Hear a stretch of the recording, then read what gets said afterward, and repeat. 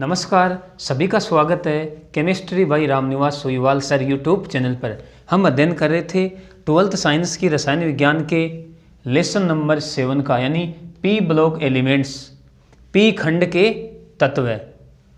इस लेसन के हमारे 7 पार्ट कंप्लीट हो चुके थे और आज हमारा इस लेसन का पार्ट नंबर 8 रहेगा। हम चर्चा कर रहे थे पी खंड के वर्ग 15 के तत्वों के, यानी हम वर्ग 15 के तत्वों का अध्ययन कर रहे थे और हम वर्ग 15 में नाइट्रोजन के कुछ महत्वपूर्ण यौगिकों का अध्ययन कर रहे थे।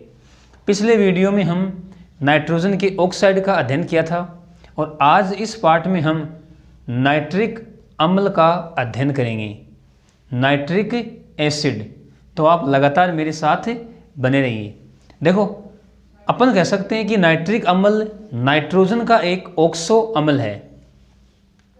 नाइट्रोजन बहुत सारे ऑक्सो अम्ल बनाता है, उनमें से जो नाइट्रिक अम्ल है वह नाइट्रोजन का सर्वाधिक स्थायी व उपयोगी ऑक्सो अम्ल है। यानी अपन क्या कहेंगे, अपन कहेंगे नाइट्रिक अम्ल नाइट्रोजन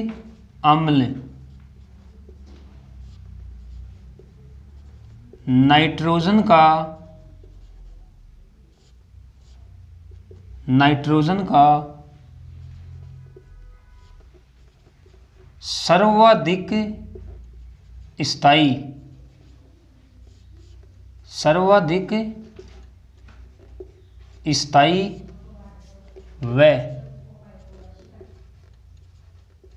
सर्वाधिक स्थायी व उपयोगी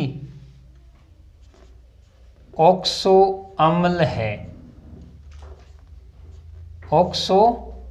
अम्ल है। नाइट्रिक अम्ल नाइट्रोजन का सर्वाधिक स्थायी व उपयोगी ऑक्सो अम्ल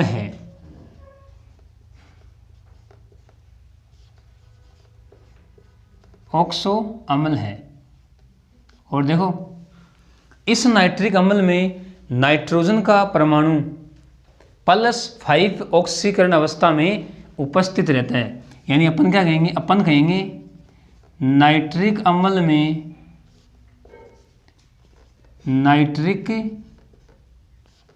में नाइट्रोजन अपनी उच्चतम ऑक्सीकरण अवस्था, क्या कहेंगे, अपनी उच्चतम ऑक्सीकरण अवस्था।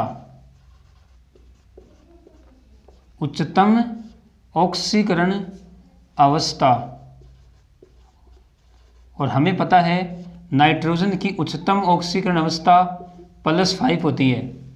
तो नाइट्रिक अम्ल में नाइट्रोजन अपनी उच्चतम ऑक्सीकरण अवस्था में उपस्थित होता है।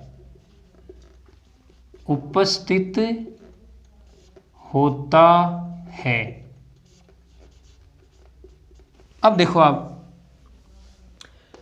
हमने कहा कि नाइट्रिक अम्ल नाइट्रोजन का सर्वाधिक स्थायी व उपयोगी ऑक्सो अम्ल है।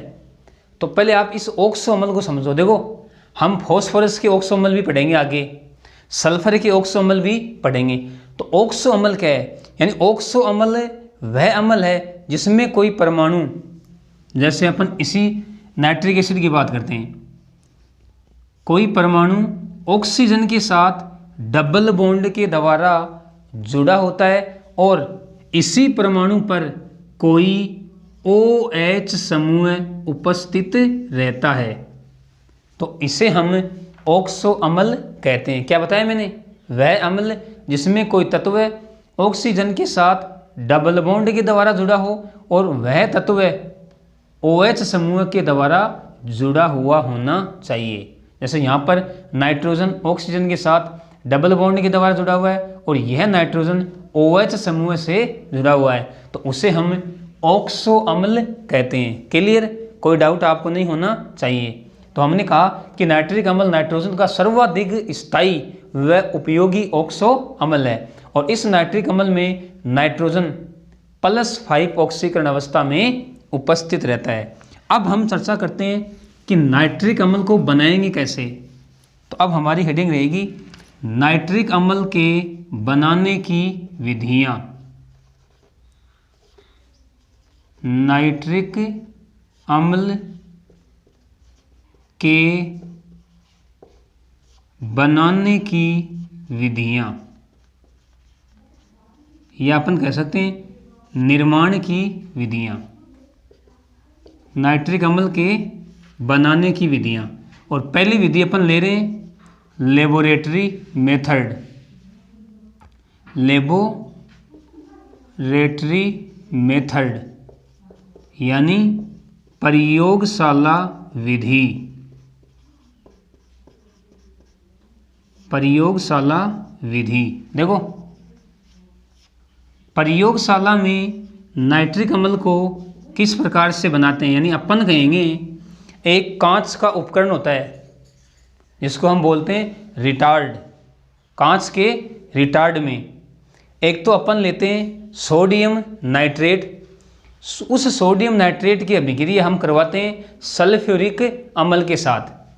देखो समझना आप ध्यान से, ये तो है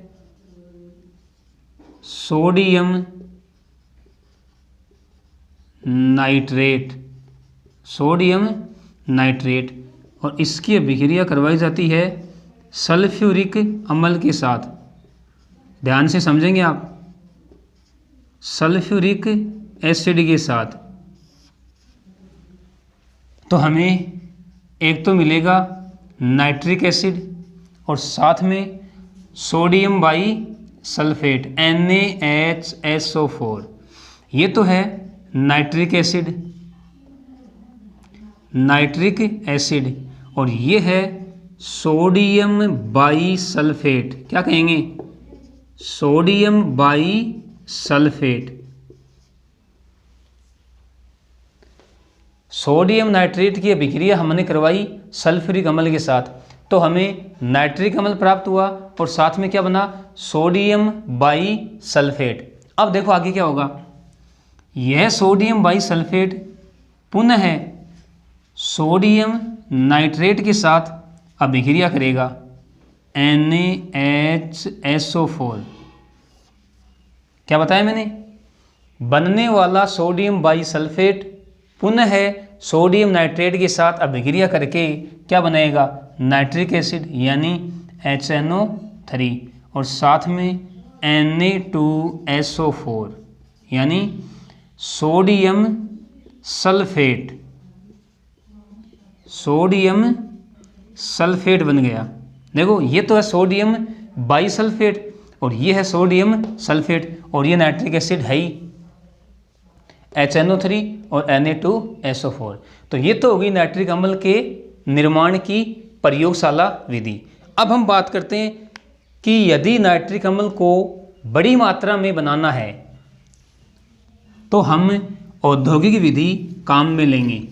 तो अब आएगी नाइट्रिक अम्ल के निर्माण की इंडस्ट्रियल मेथड, औद्योगिक विधि।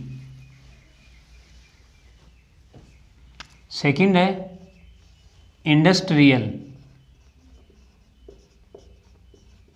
इंडस्ट्रियल मेथड यानी इसे हम कहते हैं औद्योगिक विधि। क्या कहते हैं? औद्योगिक विधि। देखो इंपॉर्टेंट है भाई, ये विधि वेरी वेरी इंपॉर्टेंट, तो आप स्टार लगा लो। देखो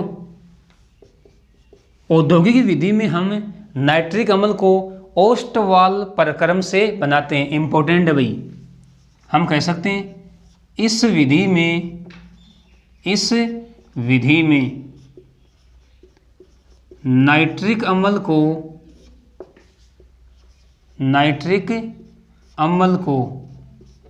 ओस्टवाल्ड, इंपॉर्टेंट है भाई, ओस्टवाल्ड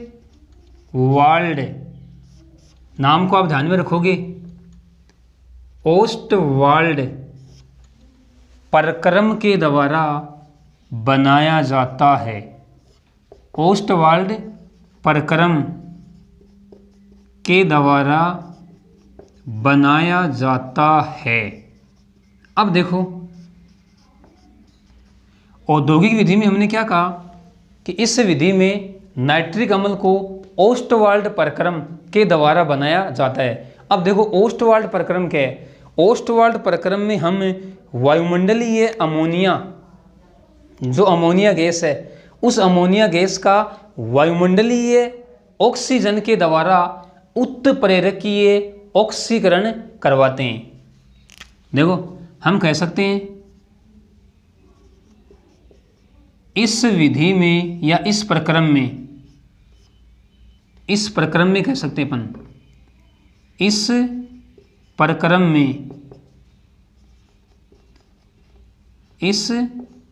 में अमोनिया का वायुमंडलीय, ध्यान से समझना आप, वायुमंडलीय ऑक्सीजन के द्वारा, वायुमंडलीय ऑक्सीजन के द्वारा उत्प्रेरकीय, क्या कहेंगे? उत्प्रेरकीय ऑक्सीकरण, उत्प्रेरकीय ऑक्सीकरण करवाया जाता है। उत्प्रेरकीय ऑक्सीकरण करवाया जाता है। देखो जब हमने अमोनिया गैस के उपयोग पढ़े थे तो वहाँ पर भी हमने पढ़ा था कि नाइट्रिक अम्ल के निर्माण में, तो यहाँ पर नाइट्रिक अम्ल का निर्माण हम अमोनिया गैस से करेंगे। अब कैसे करेंगे? अमोनिया का वायुमंडलीय ऑक्सीजन के द्वारा उत्प्रेरकीय ऑक्सीकरण करवाते हैं। देखो किस प्रकार से अपन करवाते हैं। ये तो रही हमारे पास अमोनिया, समझना आप, ध्यान से समझना। और ये रही हमारे पास वायुमंडलीय ऑक्सीजन, ऑक्सीकरण करवा रहे हैं। कंडीशन क्या है? उत्प्रेरक तो रहेगा प्लेटिनम रोडियम, RS का मतलब रोडियम, PT का मतलब प्लेटिनम। ये तो रहेंगे यहाँ पर उत्प्रेरक। तापमान रहेगा 500 केल्विन और दाब रहेगा 9 बार। क्या है? 9 बार दाब है। अब देखो हमारे पास क्या बनेगा? अपन कह सकते हैं कि 4 तो HNO3, 4 तो HNO3 और साथ में बनेगा हमारे पास, अपन ले सकते हैं 5O2।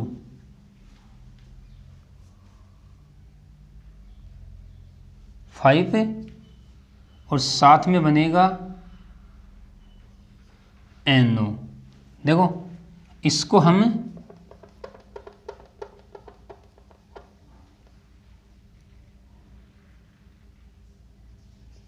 फाइव और 6 लेते हैं, तो 4 तो HNO 5 पे, यानी 5 × 15 और यहाँ पे हैं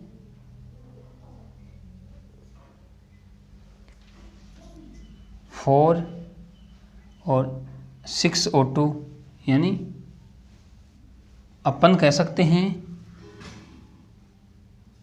देखो 4NH3 + 5O2।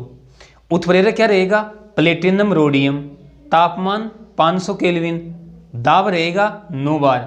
तो पहले हमें नाइट्रिक ऑक्साइड मिलेगा, यानी ये क्या बन गया? Nitric oxide. अब देखो ये नाइट्रिक ऑक्साइड ऑक्सीजन के द्वारा ऑक्सीकृत होकर क्या बनाएगा? Nitrogen dioxide. यानी अपन कह सकते हैं 2NO + O2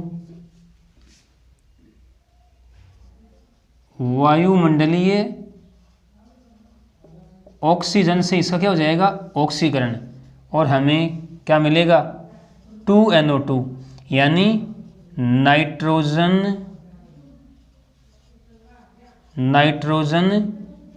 डाइऑक्साइड। अब देखो ये नाइट्रोजन डाइऑक्साइड जल में घुलकर नाइट्रिक अम्ल का निर्माण करती है, यानी अपन कह सकते हैं 3NO2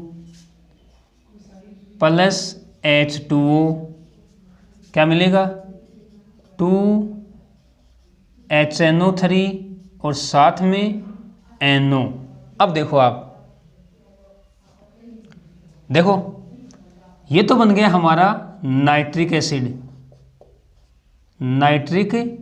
एसिड और साथ में क्या बना है नाइट्रिक ऑक्साइड। और ये नाइट्रिक ऑक्साइड पुनः चक्रित होता रहता है, क्या कहेंगे पुनः चक्रित।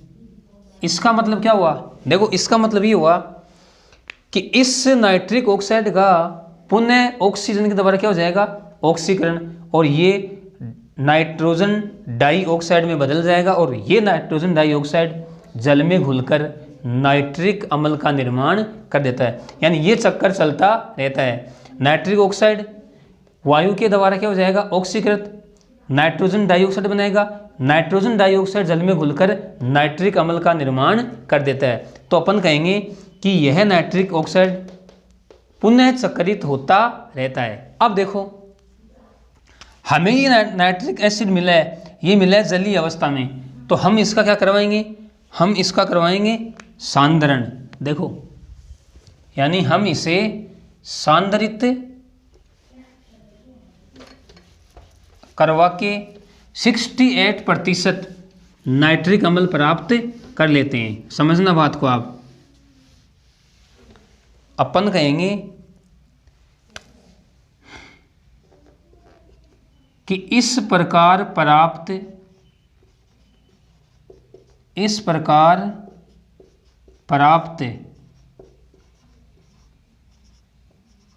नाइट्रिक अम्ल को सांद्रित करके क्या कहेंगे सांद्रित करके 68% नाइट्रिक अम्ल प्राप्त कर लिया जाता है, प्राप्त कर लिया जाता है। अब देखो यदि इसका निर्जलीकरण H2SO4 के द्वारा करवा दिया जाए तो हमें 98% नाइट्रिक अम्ल प्राप्त होता है। यानी अपन कहेंगे कि H2SO4 के द्वारा निर्जलीकरण करवाने पर, देखो हमें पता है H2SO4 एक अच्छा निर्जलीकारक होता है, तो H2SO4 के द्वारा निर्जलीकरण से 98% नाइट्रिक अम्ल प्राप्त होता है, नाइट्रिक अम्ल प्राप्त होता है। तो देखो ये हमारी औद्योगिक विधि हो गई। इसमें हमने क्या कहा कि इसमें ओस्टवाल्ड प्रक्रम के द्वारा नाइट्रिक अम्ल का निर्माण करते हैं। ओस्टवाल्ड प्रक्रम में हम क्या करते हैं, अमोनिया का वायुमंडलीय ऑक्सीकरण के द्वारा हम क्या करवाते हैं ऑक्सीकरण, उत्प्रेरक की उपस्थिति में। उत्प्रेरक क्या क्या रहेंगे यहाँ पे, प्लेटिनम रोडियम तो रहेंगे यहाँ पे उत्प्रेरक। तापमान रहेगा 500 केल्विन, दाब रहेगा 9 बार। तो अमोनिया का हम उत्प्रेरकीय ऑक्सीकरण करवाएंगे तो हमें नाइट्रिक ऑक्साइड प्राप्त होगा। फिर ये नाइट्रिक ऑक्साइड ऑक्सीजन के द्वारा ऑक्सीकृत होकर नाइट्रोजन डाइऑक्साइड बनाएगा और यह नाइट्रोजन डाइऑक्साइड जल में घुलकर नाइट्रिक अम्ल बनाता है। इसके साथ नाइट्रिक ऑक्साइड बनता है। यह नाइट्रिक ऑक्साइड पुनः ऑक्सीजन के द्वारा ऑक्सीकृत होकर NO2 का निर्माण कर देता है। यानी अपन कह सकते हैं कि इसका पुनः चक्रण होता रहता है। तो ये नाइट्रिक अम्ल के निर्माण की 2 विधियां थी। दोनों विधि इंपॉर्टेंट हैं। पहली विधि हमने देखी प्रयोगशाला विधि और दूसरी हमारी औद्योगिक विधि। औद्योगिक विधि में नाइट्रिक अम्ल को ओस्टवाल्ड प्रक्रम से प्राप्त करते हैं, या अपन कह सकते हैं कि ओस्टवाल्ड प्रक्रम से नाइट्रिक अम्ल को बनाते हैं। अब हम नाइट्रिक अम्ल की संरचना देखते हैं कि नाइट्रिक अम्ल की संरचना कैसी होती है। हमने बनाने की विधियां देख ली हैं, नाइट्रिक अम्ल के निर्माण की विधियां। अब हम नाइट्रिक अम्ल की संरचना का अध्ययन करते हैं, देखते हैं कि नाइट्रिक अम्ल की संरचना किस प्रकार होती है।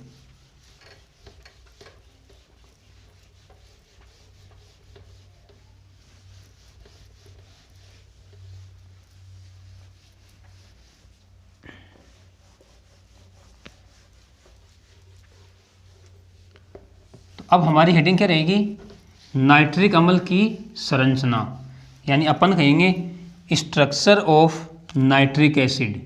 क्या कहेंगे,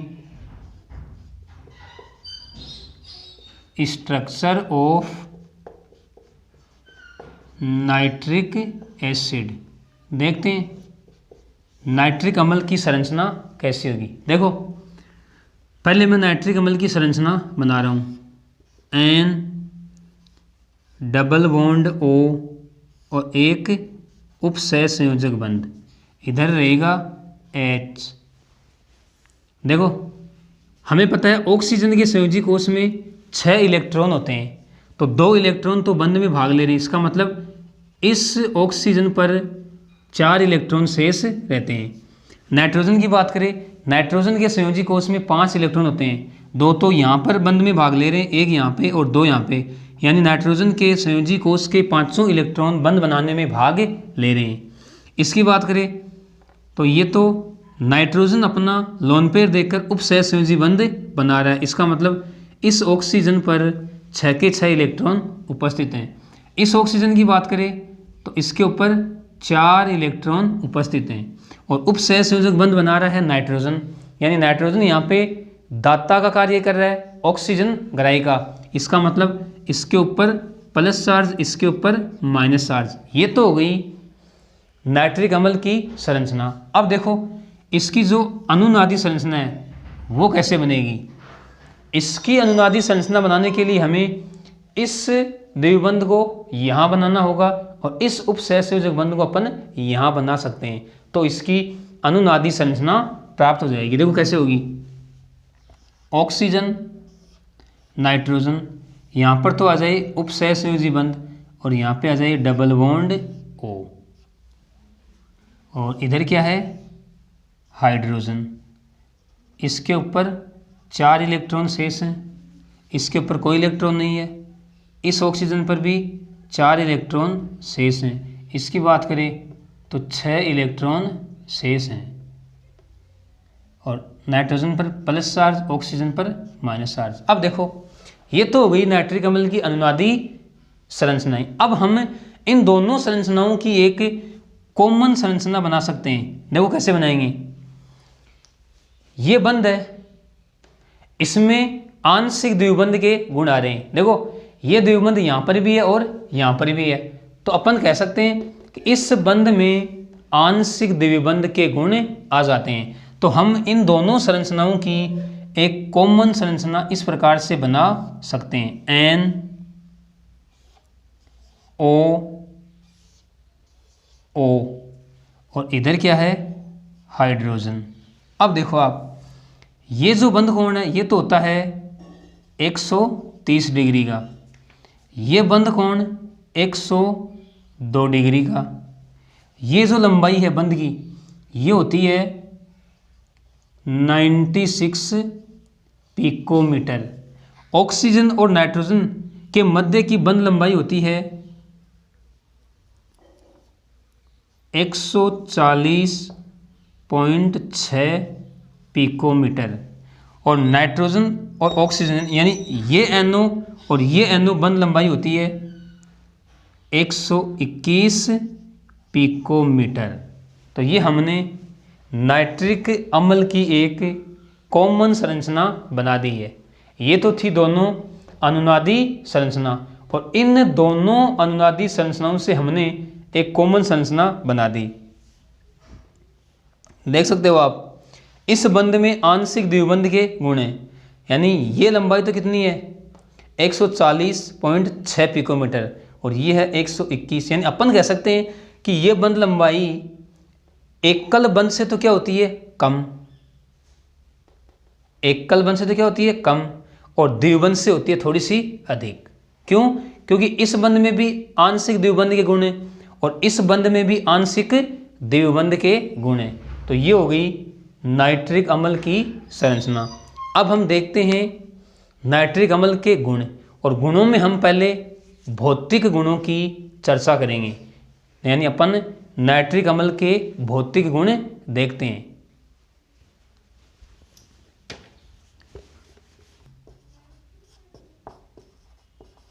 देखो ये हैं नाइट्रिक अम्ल के भौतिक गुण। पहला भौतिक गुण में अपन कह सकते हैं कि यह रंगहीन द्रव होता है, कलरलेस लिक्विड। इसका हिमांक 231.4 केल्विन, कवथनांक 355.6 केल्विन।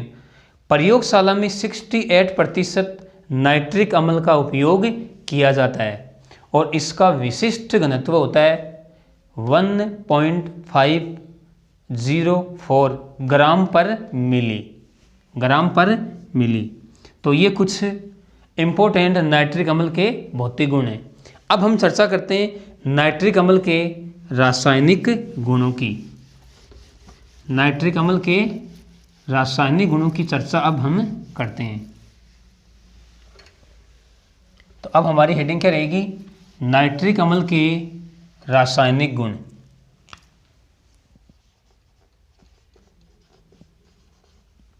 नाइट्रिक अम्ल के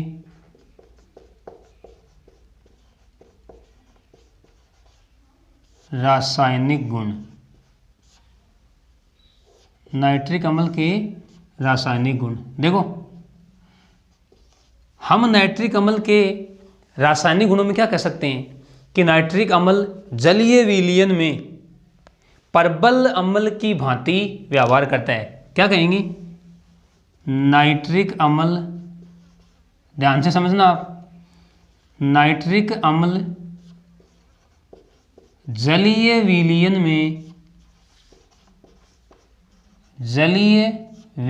में परबल अम्ल, क्या कहेंगे? परबल अम्ल की तरह व्यवहार करता है। परबल अम्ल की तरह व्यवहार करता है। और क्या बनाएगा ये जलीय विलयन में? ये बनाएगा एक तो हाइड्रोनियम आयन और एक नाइट्रेट आयन। देखो ये तो रहा हमारा नाइट्रिक अम्ल, ये रहा वाटर।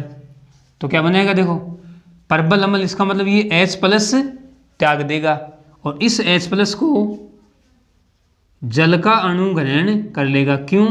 क्योंकि इस ऑक्सीजन पर 2 एकाकी इलेक्ट्रॉन युग्म उपस्थित हैं। तो ये बन जाएगी H3O+, एक एकाकी इलेक्ट्रॉन इसके ऊपर शेष रहेगा। और साथ में क्या बचा? देखो यहाँ से H+ निकल गया तो NO3- बन गया, NO3-। इसको तो हम कहते हैं हाइड्रोनियम आयन। क्या कहते हैं? Hydronium ion. और इसे कहेंगे नाइट्रेट आयन। नाइट्रेट आयन ये हमारा नाइट्रिक अम्ल है, नाइट्रिक एसिड, जो जलीय विलयन में परबल अम्ल की तरह व्यवहार करता है। हाइड्रोनियम आयन व नाइट्रेट आयन का निर्माण करता है। तो ये नाइट्रिक अम्ल का पहला रासायनिक गुण हो गया। नेक्स्ट अपन चर्चा करते हैं कि नाइट्रिक अम्ल, ध्यान से समझना, नाइट्रिक अम्ल परबल ऑक्सीकारक, क्या कहेंगे? परबल ऑक्सीकारक की तरह व्यवहार करता है, की तरह व्यवहार करता है। तथा यह AuPT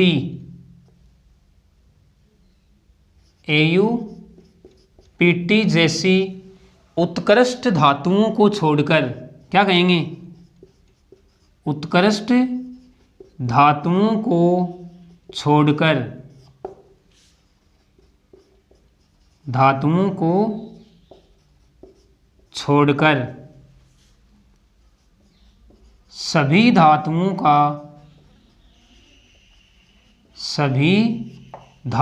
का ऑक्सीकरण कर देता है, ऑक्सीकरण कर देता है।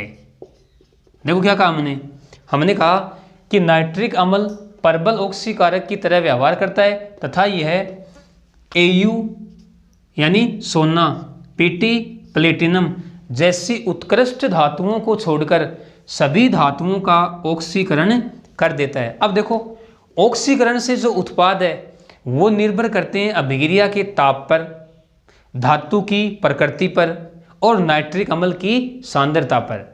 तो हम कुछ एग्जाम्पल ले रहे हैं। देखो Cu at HNO3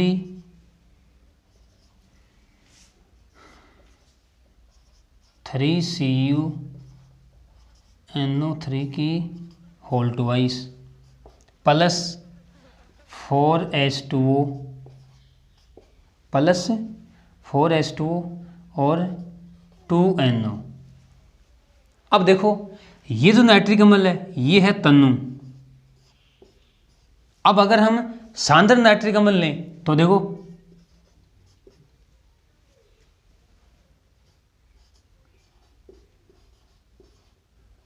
ये ले लिया मैंने सांद्र नाइट्रिक अम्ल, तो देखो क्या बनेगा, CuNO3 की होल 2H2O और साथ में NO2 2NO2। अब देखो जब हमने कॉपर धातु के साथ तनु नाइट्रिक अम्ल की अभिक्रिया करवाई तो हमें सह उत्पाद के रूप में क्या मिला, नाइट्रिक ऑक्साइड। क्या मिला, नाइट्रिक ऑक्साइड। और जब हमने कॉपर धातु के साथ सांद्र नाइट्रिक अम्ल लिया तो हमें सह उत्पाद के रूप में क्या मिला, नाइट्रोजन डाइऑक्साइड, नाइट्रोजन डाइऑक्साइड। और यही कहा मैंने कि अभिक्रिया में प्राप्त उत्पादों, या अपन ऐसे कह सकते हैं कि अभिक्रिया में प्राप्त उत्पाद नाइट्रिक अम्ल की सांद्रता, धातु की प्रकृति और अभिक्रिया के तापमान पर निर्भर करता है। तो ये तो हमारा एक एग्जाम्पल हो गया कॉपर का। अब हम लेते हैं दूसरा एग्जाम्पल।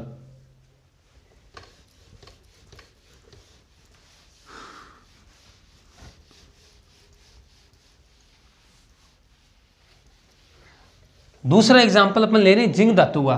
देखो 4Zn10HNO3 और ये भी है तनु नाइट्रिक अम्ल।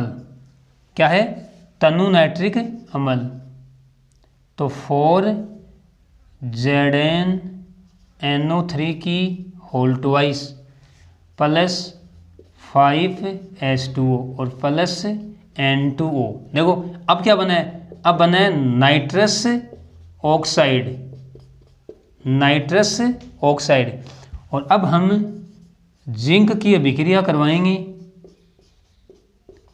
सांद्र HNO3 के साथ। देखो क्या बनेगा, ZnNO3 की होल ट्वाइस प्लस 2H2O और 2NO2। क्या बन गया, नाइट्रोजन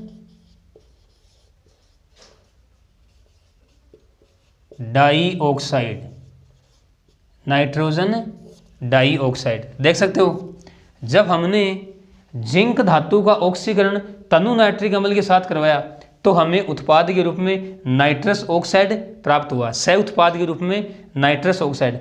और जब इस जिंक का सांद्र नाइट्रिक अम्ल के द्वारा ऑक्सीकरण करवाया तो हमें सह उत्पाद के रूप में नाइट्रोजन डाइऑक्साइड प्राप्त हुआ। अब देखो, अब हम नेक्स्ट रासायनिक गुण ले रहे हैं, यानी अपन कह सकते हैं कि जो अधातुएं हैं, अधातुओं को भी नाइट्रिक अम्ल ऑक्सीकरण कर देता है। तो अब हम कुछ अधातु के एग्जाम्पल ले रहे हैं। देखो, ये कुछ अभिक्रियाएं हैं अधातुओं के साथ, यानी हम कह सकते हैं कि अधातुएं भी नाइट्रिक अम्ल के द्वारा ऑक्सीकृत हो जाती हैं। देखो, पहली अभिक्रिया ली है मैंने कार्बन के साथ, कार्बन प्लस 4HNO3, यानी कार्बन का ऑक्सीकरण होकर कार्बन डाइऑक्साइड का निर्माण हो जाएगा, साथ में जल और नाइट्रोजन डाइऑक्साइड बन जाएगी। अब देखो, अगला एग्जाम्पल लिया है सल्फर का, S8 प्लस 48HNO3 सल्फर, यानी इसके सापेक्ष सल्फ्यूरिक अम्ल का निर्माण हो जाएगा, यानी 8H2SO4 plus 16H2O plus 48NO2। फिर हमने एग्जाम्पल लिया फॉस्फोरस का, P4 प्लस 20HNO3, तो क्या बन गया 4H3PO4। देखो, फॉस्फोरिक अम्ल है, फॉस्फोरिक एसिड, ये है सल्फ्यूरिक एसिड, और ये क्या बनी कार्बन डाइऑक्साइड, साथ में 4H2O प्लस 20NO2। इसी प्रकार आयोडीन का ऑक्सीकरण होकर I2 प्लस 10HNO3 यानी 2HiO3, यानी ये है हाइड्रो आयोडिक अम्ल। क्या है? हाइड्रो आयोडिक एसिड, और साथ में 4H2O प्लस 10NO2। यानी ओवरऑल अपन कह सकते हैं कि अधातुएं भी नाइट्रिक अम्ल के द्वारा ऑक्सीकृत हो जाती हैं। अब देखो, अब एक स्टार लगाओ आप, स्टार में हम क्या कहेंगे? हम कहेंगे कुछ धातुएं, क्या कहेंगे? कुछ धातुएं जैसे क्रोमियम, एल्यूमिनियम इत्यादि नाइट्रिक अम्ल में नहीं घुलती हैं, इत्यादि नाइट्रिक अम्ल में नहीं घुलती हैं, नाइट्रिक अम्ल में नहीं घुलती हैं, क्योंकि इन पर धातु ऑक्साइड की परत जम जाती है। क्या कहेंगे? क्योंकि इन पर धातु ऑक्साइड की परत जम जाती है,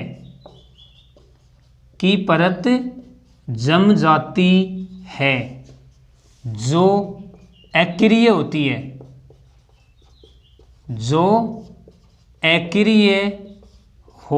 है, यानी आप इसको भी ध्यान में रखोगे। कुछ धातुएं ऐसी होती हैं कि वे नाइट्रिक अम्ल में नहीं घुल पाती हैं। क्यों? क्योंकि उनके ऊपर धातु ऑक्साइड की परत जम जाती है और यह परत अक्रिय होती है। तो इस बात को भी आप ध्यान में रखोगे।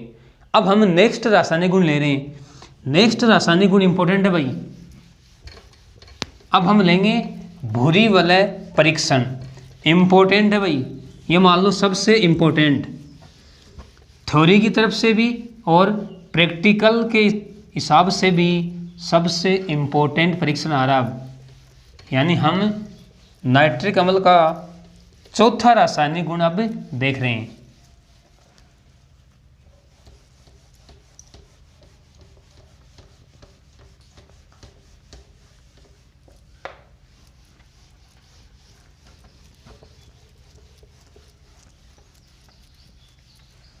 चौथा रासायनिक गुण इंपॉर्टेंट है, 4 नंबर हम कहेंगे भूरी वलय, भूरी वलय परीक्षण, यानी इसे हम कहते हैं brown ring test,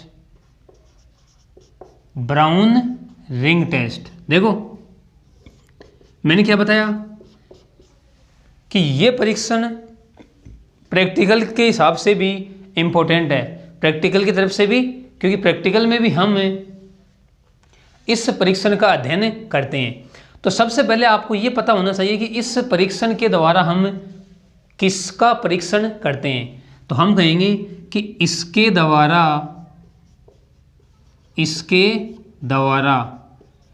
nitrate ion की पहचान की जाती है, नाइट्रेट आयन की पहचान की जाती है, पहचान की जाती है, नाइट्रेट आयन की पहचान की जाती है। अब देखो इसकी पहचान कैसे करेंगे, देखो समझो आप, मैं आपको डायग्राम से समझा रहा हूँ।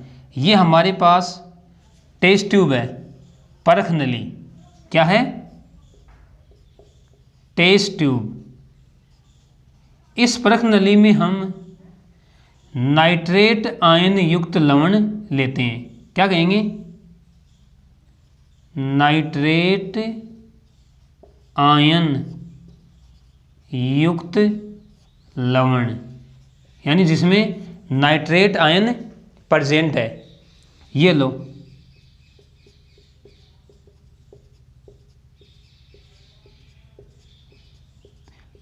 नाइट्रेट आयन युक्त लवण ले लिया।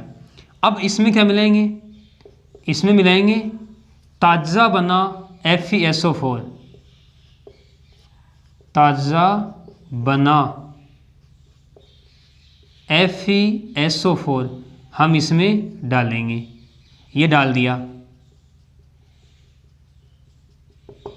ताज़ा बना FeSO4, ध्यान से समझना आप। अब ताज़ा बना FeSO4 यानी फेरस सल्फेट है, फेरस सल्फेट। फेरस सल्फेट मिलाने के बाद में हम ड्रॉपर की सहायता से, इस बात का आप विशेष ध्यान रखोगे,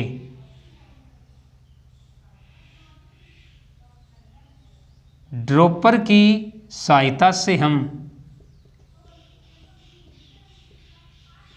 क्या मिलाएंगे, H2SO4, क्या मिलाएंगे, H2SO4। ये है ड्रॉपर। सावधानी से बूंद बूंद करके हमें इस परख नली यानी टेस्ट ट्यूब की दीवार के सारे क्या डालेंगे, इसमें H2SO4। ये ड्रॉपर है, ड्रॉपर की सहायता से हम सावधानी से इसमें क्या मिलाएंगे, H2SO4। देखो सबसे पहले हमने टेस्ट ट्यूब में क्या लिया, नाइट्रेट आयन युक्त लवण, फिर उसमें ताज़ा बना क्या मिलाया, फेरस सल्फेट। अब कुछ बूंदें ड्रॉपर की सहायता से H2SO4 की इस परख नली की दीवार के सारे मिलाएंगे तो देखो क्या होगा, जहाँ पर ये मिलेगा उसके मिलने के स्थान पर एक भूरी वलय बनेगी। क्या बनेगी, भूरी वलय। अगर भूरी वलय बन रही है तो क्या कहेंगे कि इस लवण में नाइट्रेट आयन उपस्थित है, और यदि भूरी वलय नहीं बन रही है तो क्या कहेंगे, इस लवण में नाइट्रेट आयन अनुपस्थित है। अब देखो इसमें होता क्या है, इसमें Fe2+ जो आयन है वो ऑक्सीकृत हो जाएंगे, किसमें, Fe3+ आयनों में। फिर Fe2+ प्लस नाइट्रेट आयन, यानी सबसे पहले क्या हुआ, Fe2+ ऑक्सीकृत हो गए किसमें, Fe3+ आयनों में। फिर देखो क्या होगा, फिर अपन कहेंगे कि nitrate ion nitrate ion, 3Fe2 plus अम्ल है यानी अम्ल से प्राप्त H प्लस। तो देखो क्या होगा, यानी ये 3Fe2 प्लस आयन ये तो चेंज हो जाएंगे 3Fe3 प्लस में, साथ में 2H2O और साथ में नाइट्रिक ऑक्साइड बन जाएगा। नाइट्रिक ऑक्साइड दिख रहा ना आपको, देखो मैं थोड़ा यहाँ लिख रहा हूँ, 3Fe3 प्लस 2H2O और प्लस NO, यानी ये है नाइट्रिक ऑक्साइड। अब देखो क्या होगा, अब अपन कहेंगे कि ये Fe2 प्लस 5 जल के अणु और प्लस 1 नाइट्रिक ऑक्साइड का अणु, ये क्या बनाएंगे, ये बनाएंगे एक संकुल यौगिक FeH2O की होल 5NO, और अपन कहेंगे ऊपर है 2 प्लस आयन, ये नाइट्रिक ऑक्साइड है, यहाँ लिख रहा हूँ मैं नाइट्रिक ऑक्साइड, और इसके ऊपर 2 प्लस, इसका नाम क्या है, देखो इसका नाम है पेंटा एक्वो नाइट्रोसिल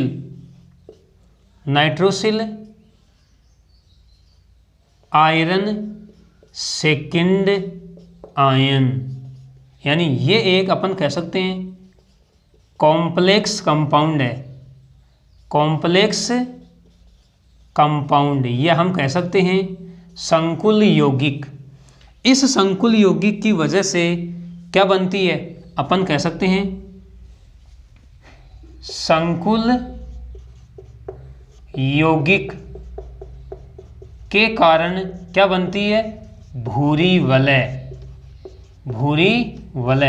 तो इसको भी आप ध्यान में रखोगे। क्या बताया मैंने, देखो वापस से मैं आपको समझा रहा हूँ, Fe2 plus ion Fe3 plus आयनों में ऑक्सीकृत हो जाते हैं, फिर नाइट्रेट आयन, फेरस आयन, इन्हें हम क्या कहेंगे, देखो Fe2 प्लस आयनों को हम कहते हैं फेरस आयन। ये फेरस आयन फेरिक आयनों में परिवर्तित हो जाते हैं और साथ में क्या बनता है, नाइट्रिक ऑक्साइड। फिर Fe2 प्लस आयन जल के अणु और नाइट्रिक ऑक्साइड मिलकर एक संकुल यौगिक का निर्माण करते हैं, और इस संकुल यौगिक की वजह से ही भूरी वलय का निर्माण होता है। तो ये हमने नाइट्रिक अम्ल के रासायनिक गुण देख लिए, हमने भौतिक गुण देख लिए, रासायनिक गुण देख लिए। अब हम अंत में नाइट्रिक अम्ल के उपयोग देखते हैं। नाइट्रिक अम्ल के उपयोग इम्पोर्टेंट है भाई, भूरी वलय परीक्षण इम्पोर्टेंट है, आप इसको अच्छे से तैयार कर लोगे।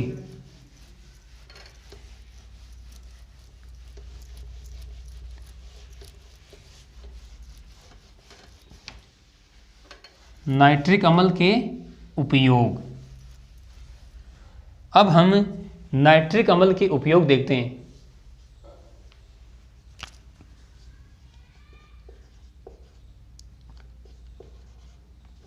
नाइट्रिक अम्ल के उपयोग, देखो अपन कह सकते हैं कि उर्वरक संश्लेषण में, यानी जो उर्वरक बनाए जाते हैं, उर्वरक संश्लेषण में नाइट्रिक अम्ल का उपयोग होता है। और उर्वरक संश्लेषण में अपन कह सकते हैं अमोनियम नाइट्रेट बनाने में, क्या कहेंगे, अमोनियम नाइट्रेट बनाने में, अमोनियम नाइट्रेट बनाने में। इसके अलावा अपन क्या कह सकते हैं, विभिन्न